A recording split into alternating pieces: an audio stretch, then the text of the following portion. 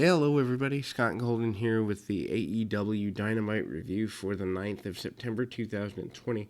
Overall, a very good show in comparison to last week, and probably one of the better shows in the last few months, just for storyline advancement, at least in some ways. A lot of stuff that I enjoyed. Unfortunately, we open with Excalibur, Jim Ross, and Tony Schiavone. One of these three is not like the other, but I'm going to have to get over Excalibur being here because, well, looks like he's back for the long haul. Anyway, Schiavone opens the show, interviews Chris Jericho and MJF, and when they arrive at the building, Jericho and MJF kind of play nice to each other, put each other over a bit, and said that each told the other that they'll be AEW World Champions soon, and they walk away from each other and insult each other. This was kind of funny, and I would love to see an MJF Jericho match at some point. I think that would be tremendous. Anyway, we open with a tag team match, which they don't mention is for the number one contendership, but eventually I guess it is. We see Jungle Boy and Luchasaurus, the Jurassic Express with Marco Stunt. Why is he still here? Against the Lucha Brothers of Penta and Rey Fenix. Eddie Kingston, Butcher, and Blade are out there. Fine opener, good for what it was. Jungle Boy again gets a rub from being in the ring and doing good stuff. He begins with Phoenix. Lots of good action to open. Jungle Boy hits a dive to the outside and tries to use Luchasaurus as a launch pad, but doesn't get what he wants. The announcers acknowledge the heat as the reason for the slip. Maybe it's the fact that they're trying to do too much too quickly, or maybe it's the fact they don't need to do all these crazy moves every week, every time out. Anyway, Jungle Boy cut off and gets beat up for a little while, and there's a series of hot tags, both to Luchasaurus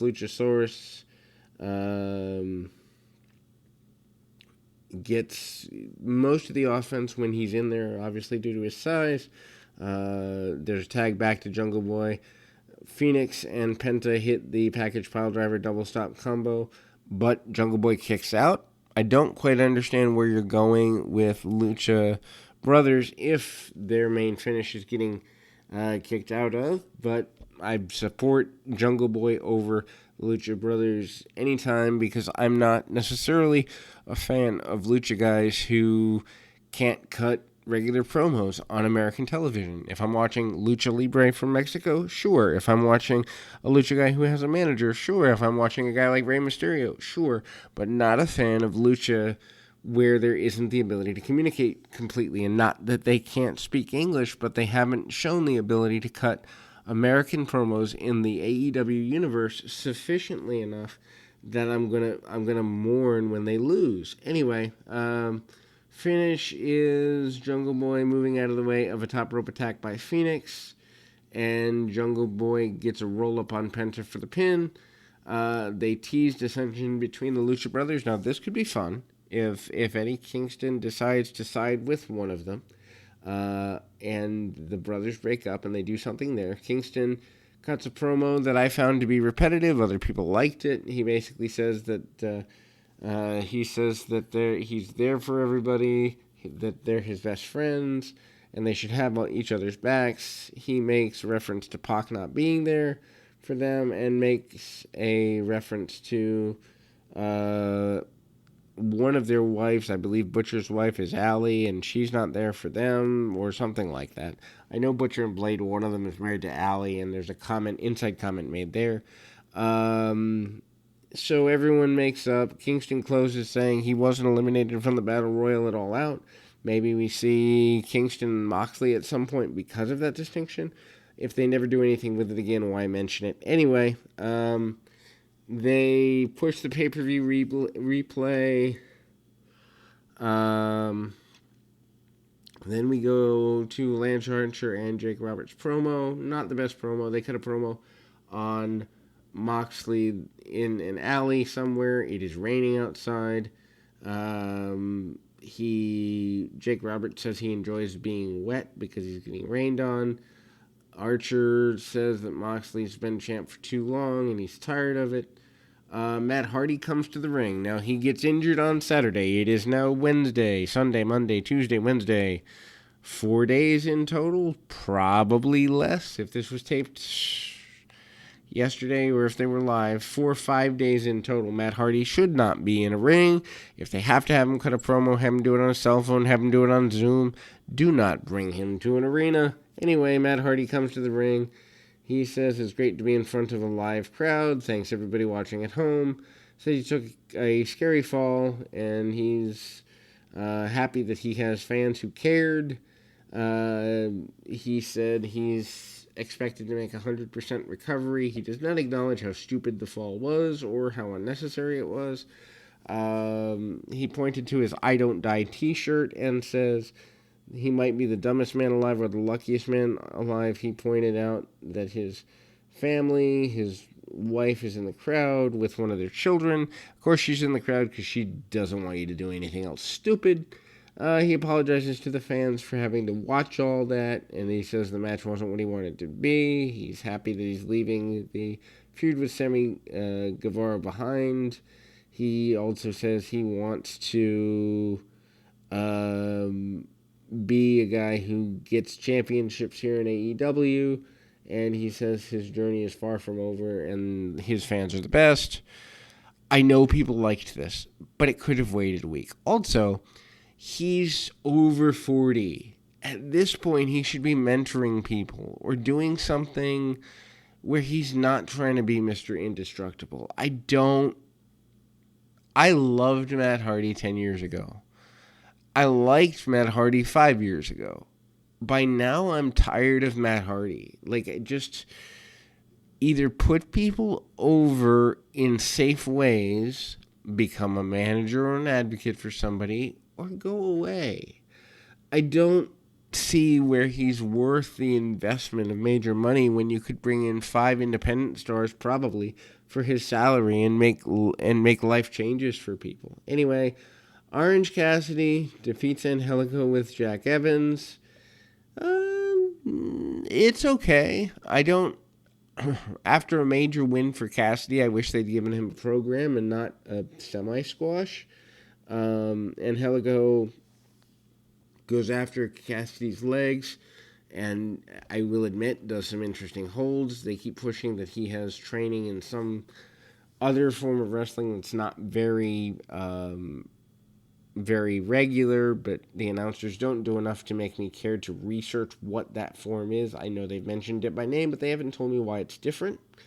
Cassidy makes a quick comeback, hits a dive, and a cross for near fall, hits the orange punch for the pin. Santana and Ortiz attack Cassidy after the match. Trent and Chuck run out and make the save. They challenge Santana and Ortiz to a fight in the parking lot next week. Okay, so we've just had a gimmick match where a guy gets, nearly dies. We're going to have another gimmick match this soon afterwards? This is just stupid. I don't care that it's different people. I don't care that it's settling a feud. You could have waited 2-3 weeks and get the image of Matt Hardy out of people's heads before you go and hit people with objects again. Anyway, Alex Marvez knocks on the Young Bucks locker room door. This is my least favorite segment of the night. I'll get to why in a second.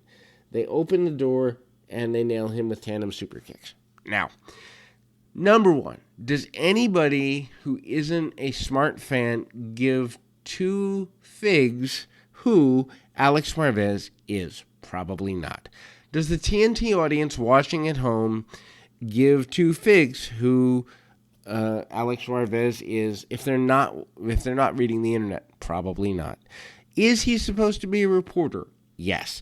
Is a reporter supposed to do research before interviewing people? Yes. So he stands there on national television, knocks on the door of 2 of the biggest stars and executive vice presidents, by the way, in the company, doesn't check that they want to talk, doesn't have prepared questions that sound intelligent, then gets kicked in the jaw, and we're supposed to have sympathy for the guy?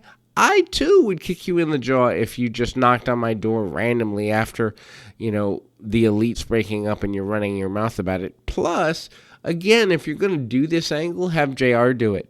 People care about JR. Have Tony Schiavone do it. People care about Tony Schiavone. Heck, as much as I don't like Excalibur, you've had him on TV since the beginning, almost a year, save for his hiatus. Have him do it. People care about him.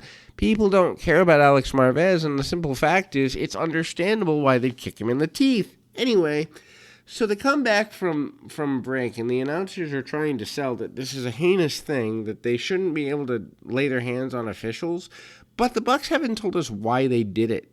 And, for that matter, where did that become such a rule that now Tony Khan, owner of the company, fines them both individually $5,000 for super kicks? So now are they heel? And again, if they're going to be heel, couldn't they have opened the door and said, we don't want to talk, and then a super kick? Go away, and then a super kick? They said nothing and kicked the guy in the teeth. They didn't do anything to further the angle except a super kick, which was just stupid. Anyway, we go to something that was actually fun. The best man reveal. So Tony Schiavone's in the ring. He calls out Kip Sabian, who, for the first time, I see charisma in Kip Sabian. I might have been wrong about this guy if they continue letting him talk and develop himself a little more. Anyway, so Schiavone's in there. Sabian plugs his Twitch channel, which is a shot at WWE, which is kind of cool, and asks Schiavone to leave the ring. Says that he'd rather talk to JR because JR knows how to be cool. So an indie wrestler by the name of Puff, who I have no idea who he is, enters the ring and says that he's the best man, but thinks he is. Brian Pillman Jr. thinks he's the best man, and he isn't. Miro, who is also known as the former Rusev in WWE, then enters. He says he is the best man. This could be fun. If Miro is used as Kip Sabian's heater, or, even better, what if Miro steals Penelope Ford from Kip Sabian at the wedding because, well, she kind of looks sort of like Lana, and Miro has a thing for hot blondes, and then you do a feud where a guy who actually has some value brings a guy like Sabian who doesn't to a national audience up a few levels. This could be good. Anyway, supposedly the announcers mentioned that both Miro and Kip Sabian were big on Twitch. I don't follow Twitch. It's not my age demo, so I do not know. Anyway, and that's how they became friends. Miro has the line of the night. He says, after 10 years of being in the same house with a glass ceiling and an imaginary brass ring, you can take that and shove it up your tail. Miro says that he's not just a best man, he's the best man. And he says, if you tune into his Twitch channel, you know he's the best gamer. And if you tune in right here, you'll see him destroy people. And Miro says that he is elite, and he is all elite. So this was so well done. I'm excited for a guy that I've always thought had more talent, but I'll be honest, I wouldn't have known how to use him with how WWE buried him. I'm excited for him off of one promo. Hopefully, they have a plan for him that goes at least 6 months deep. Tony Schiavone interviews Hangman Page. Page has a glass of whiskey. He asks Page how he's doing, and Page gives a basic wrestling answer. Schiavone says, "Don't give me a wrestling answer, give me a real answer." Page says he feels that he and Kenny were going to split at All Out, but it didn't have to be that way. He said it's his fault and that FTR kind of poisoned his mind. He said he made a mistake in thinking that because he looked like them, acted like them, sounded like them, and thought like them, he could trust them. And then he kind of moves forward, and it's, kind of more of the same with him saying that he himself is poisoned. I don't know where this is going, but again, talking segments that sound real made me care about him as a person. And then, so we move to, we move away from that. We move to he and Kenny having a lot of problems. We also move to the fact that they can climb their way back to the top. Page kind of gives the hints that he's still a team, and that's just that. Jericho and Jake Hager, interesting team, defeat Joey Janela and Sonny Kiss in a no DQ match. Not a bad brawl. It was good while it lasted. It was good for what it was, but at the same time, I'm not necessarily sure this is the team that you want to do something with if you're trying to get Jericho and Hager over as a team that's going somewhere. Janela scores early offense on Jericho, and Janela pulls a chair from under the ring. He uses it. He uses it as a launch pad for a leg lariat. And then Jericho blocks, hits a suplex. Janela is cut off. He's worked over. Kiss hits a dive onto the stage to both Hager and Jericho. Kiss goes to top rope and gets hit in the face with a fire extinguisher. Hager hits Kiss with a Uranagi and pins Kiss with a head and arm choke. Why do they have to pin Kiss? There's more money in Kiss as a character. Maybe not as a wrestler, but as a character than Janela will ever have in 10 years. Pin Janela and be done with it. Save Kiss for something cruiserweight-ish or another television TNT championship shot or something. Jericho cuts a promo post-match. He says that All Out was a terrible night for the Inner Circle, and his boots still smell like rotted oranges. Sammy's home injured. He says it's time to turn it all around and announces that he and Jake Hager will be going for the tag team championships. So 2 heel teams are on a collision course. This could be interesting. Jericho maybe doing a tweener role also could be interesting. And if you play it right, the FTR against Jericho and Hager could be one of those situations where for a night, Jericho and Hager could be the baby faces. It can be done. MJF cuts a promo backstage that his campaign is over. MJF says the campaign staff is to blame. He also gets in Wardlow's face and tells him he is to blame for the way he threw the ring at the pay-per-view. He says now it's not the time for aggression. It's time to make a plan to get back on top. Moxley cuts a promo. He said he didn't have enough, as if he didn't have enough on his plate. Lance Archer won the Battle Royal on Saturday night. Moxley says it doesn't get any easier for him, and it shouldn't. And he says Archer's a monster. He asks, would anybody really bet against him right now? Somewhere in here, they talk about the anniversary show of October 14th being the night at which Moxley and Archer go at it. Now, that's a month from now, or almost a little more than a month. I dare WWE to plan that far ahead for a television program other than WrestleMania. They couldn't do it if they were offered $10 million. And that just shows that for a record, All Elite does have advantages over WWE. Tully Blanchard, FTR, they're in the ring. They're in for a tag celebration. I don't understand why, but the entire tag division surrounding the ring. Tully puts over the FTR as the best team in the world. Hopefully he does more of their talking because, well, this is good. He basically says that they're the best in the world and locker room leaders. Then the FTR cut their own promo. It's not bad, but I would have rather listened to Tully. The FTR asked what it would have been like to face SCU when they were still on top 20 years ago in their prime. Again, they reiterate locker room leader type sentiment, and Dax points out that the Jurassic Express get a non-title match with them next week, which could be good. Jurassic Express jumped in to face off with FTR. FTR begs off, and they throw alcohol in the eyes of Luchasaurus. This was unnecessary. Then the Jurassic Express dumps ice onto the champions. Also unnecessary. This felt like a complete waste of time. Taz joins the commentators. Ricky Starks enters, does a promo dressed as Darby Allin. Too much comedy back to back. Starks marks Allin for getting hurt all the time. And Ricky Starks is going to absolutely kick his tail when he's done. Again, I try to keep this channel family friendly. Trying to monetize here, folks. Anyway, Nyla Rose with Vicky Guerrero defeats Tay Conti. I don't get Nyla Rose. I haven't from day one. I still don't.